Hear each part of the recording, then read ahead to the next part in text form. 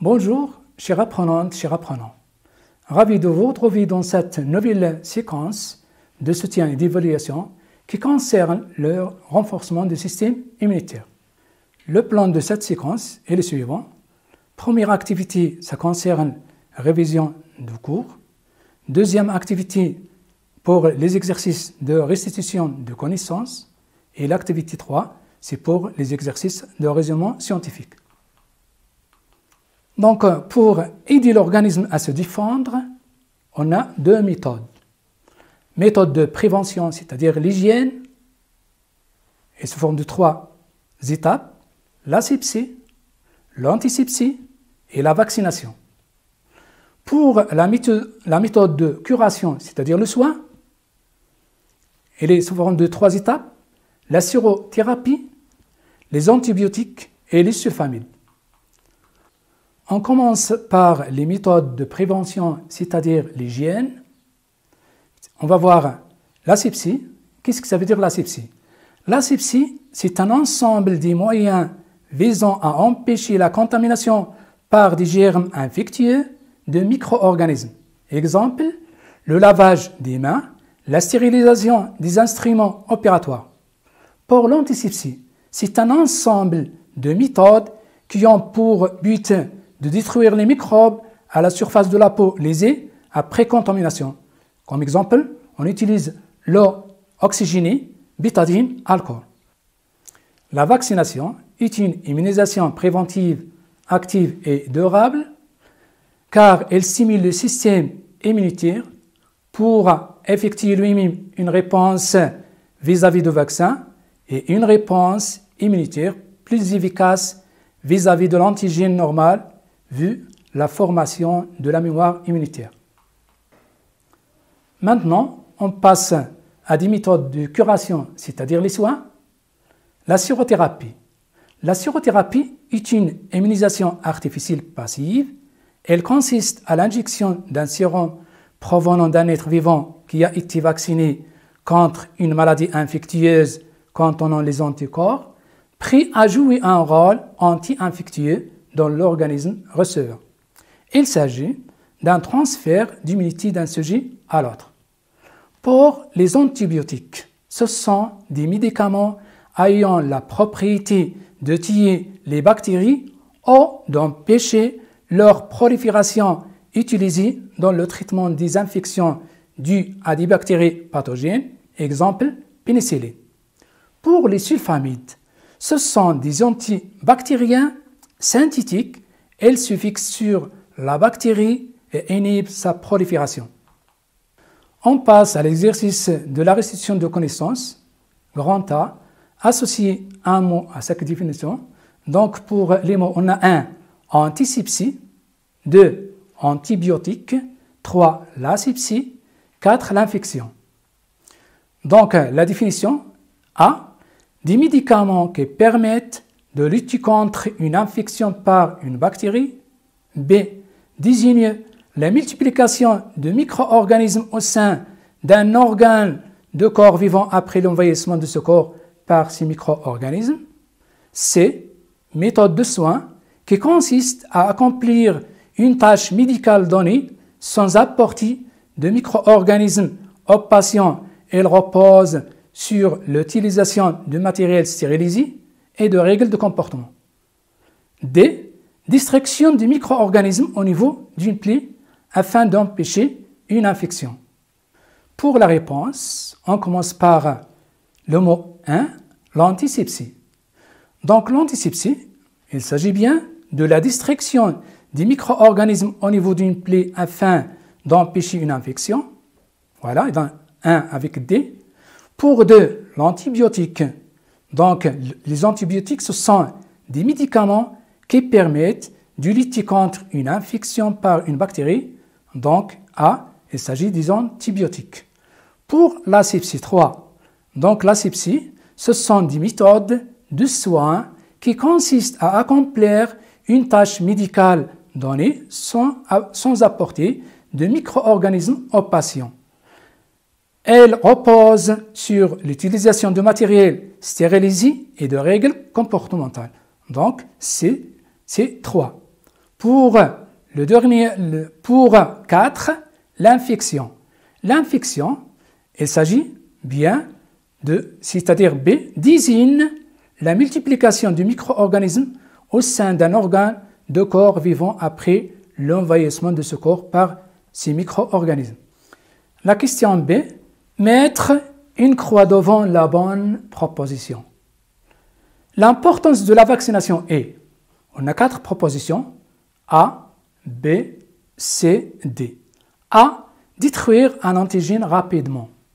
B, fournir au corps des cellules immunitaires. C, renforcer l'immunité spécifiquement et pendant une longue durée. D, permettre la guérison de la personne malade. La réponse, est-ce que A, détruire un antigène rapidement est fausse, donc la vaccination ne détruit pas l'antigène. Pour B, est-ce que la vaccination fournir au corps des cellules immunitaires? Fausse. C, renforcer l'immunité spécifiquement et pendant une longue durée. Oui, la vaccination, donc renforcer l'immunité spécifiquement et pendant une longue durée. Et D, permet la guérison de la personne malade. Fausse. Donc la bonne réponse, c'est C. Exercice de raisonnement scientifique. Pour combattre le tétanos, on a recours à 2 méthodes différentes. La sérothérapie. Le malade est injecté par de sérums riches en anticorps spécifiques. Le tableau 1 représente les résultats obtenus. La vaccination. La personne est injectée plusieurs fois par l'anatoxine tétanique. Le tableau 2 représente les résultats obtenus. Voilà les 2 tableaux. Le tableau de la sérothérapie, tableau 1, et le tableau 2 de la vaccination. Le tableau 1 présente la sérothérapie, on a le temps en jours, et les quantités des anticorps en unités arbitraires. Avant l'injection, donc les quantités des anticorps c'est 0. Après, premier jour de l'injection, c'est 0,64. Après 7 jours, 0,32. Et après 14 jours, c'est 0,03. Après 21, c'est 0,03. Et après 35 jours, 0,004. Et après 40 jours, c'est 0,002. Pour le tableau de la vaccination. Donc avant la vaccination, quantité des anticorps, c'est 0. Après la première vaccination, c'est-à-dire après 7 jours, quantité des anticorps, c'est 0,02. Après 14 jours, c'est 0,03. Après 21 jours, donc quantité des anticorps, c'est 0,08.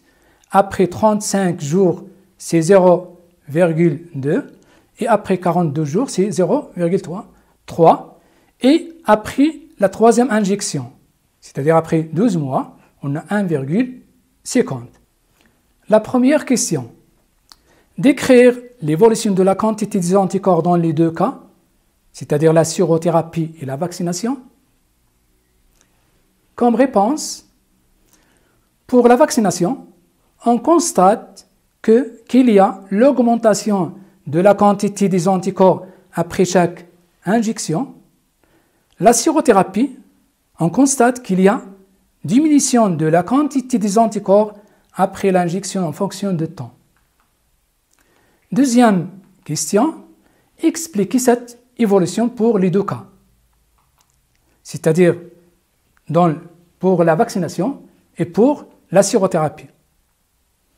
D'après l'analyse des 2 tableaux, donc on peut expliquer, dans le cas de la sérothérapie, on fournit au corps une grande quantité des anticorps.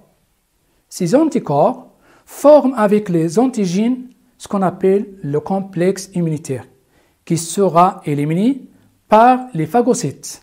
Ainsi, des anticorps diminuent. Mais dans le cas de la vaccination, le système immunitaire est activé. Sensibilisation des lymphocytes, production des anticorps, mais aussi présence des lymphocytes mémoire. C'est pour cela, lors de la deuxième injection, la réaction est plus rapide avec une production d'une grande quantité des anticorps, ceci montre que le système immunitaire est caractérisé par la mémoire immunitaire. Troisième question. Quelle est la caractéristique de la réponse immunitaire qu'on peut déduire du tableau 2? Donc, d'après le tableau, on peut conclure la caractéristique de la réponse immunitaire qu'on peut déduire du tableau est la mémoire immunitaire. Pour la question 4, montrez dans quel cas on recourt à chacune des deux méthodes, la sérothérapie et la vaccination. Donc, comme réponse, la sérothérapie, un moyen curatif. On a déjà vu que la sérothérapie, c'est un moyen curatif, réalisé après une contamination pour compléter l'action naturelle du système immunitaire. Et la vaccination, c'est un moyen préventif contre les maladies, c'est-à-dire destiné à stimuler le système immunitaire afin d'acquérir l'immunité contre un antigène par la production des anticorps spécifiques à cet antigène. Cinquième question. D'après les réponses précédentes, complétez le tableau de comparaison entre la vaccination et la sérothérapie. Donc voilà le tableau. On a la vaccination, la sérothérapie. On a produits injectés, nature, type d'immunisation, délai d'efficacité, durée d'efficacité, c'est-à-dire de protection, et but d'utilisation. On commence par la vaccination. Le produit injecté, c'est quoi? C'est un antigène. Et pour la sérothérapie, c'est des anticorps. La nature de la vaccination, elle est spécifique, on a déjà vu. Même chose pour la sérothérapie, c'est spécifique. Type d'immunisation, la vaccination active, et pour la sérothérapie, c'est passive. Délai d'efficacité pour la vaccination, elle est retardée, mais lente. Et pour la sérothérapie, immédiate, mais très rapide. Durée d'efficacité de protection pour la vaccination, elle est durable, long terme pour la sérothérapie, temporaire, court terme. But de vaccination, on a déjà vu, préventive, par contre la sérothérapie, c'est curatif. Question 6. Chez un patient souffrant de tétanos, un prélèvement a été réalisé au niveau de sa gorge. On a ensuite cultivé la bactérie responsable et testé différentes antibiotiques, 1, 2, 3, 4, 5, 6, 7.